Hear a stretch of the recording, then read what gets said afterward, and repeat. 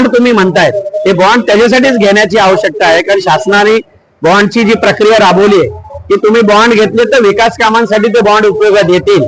आणि शेवटी बघा ते पैसे शेवटी फेडायचेच आहेत. शेवटी उत्पन्न वाढवणे गरजेचं आहे. अनधिकृत बांधकामं दुनियाभरची आहेत, त्या ठिकाणी त्याची मोजणी झालेली नाही. टॅक्स डिपार्टमेंटने याच्यासाठी खूप काम करण्याची आवश्यकता आहे.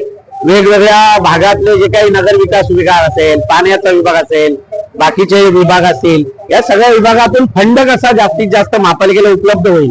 जमेची बाजू पण महत्वाची आहे ना, खर्चाची आहे तर जमेची पण आहे.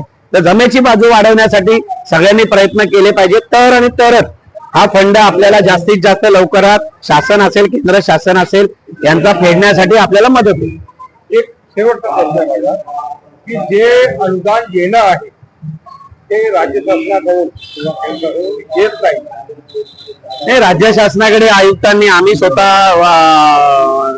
या राज्याचे मुख्यमंत्री देवेंद्र फडणवीस असतील, एकनाथ शिंदे साहेब असतील, डॉक्टर श्रीकांत शिंदे साहेब असतील, या सगळ्यांकडे ही मागणी केलेली आहे. कारण की आपल्याला सरकारकडून काही देणी आहेत महापालिकेला, तर ती देण्यासाठी जीएसटीचा काही आपला हिस्सा असेल, काही आपल्याला टॅक्सेशनचा जो आपला स्टॅम्प ड्युटीचा असतो तो हिस्सा असतो, हे सगळे मिळाले पाहिजे यासाठी मागणी केलेली आहे. टप्प्याटप्प्याने सगळ्या महापालिकांना ते देण्यासाठी प्रयत्नशील आहेत.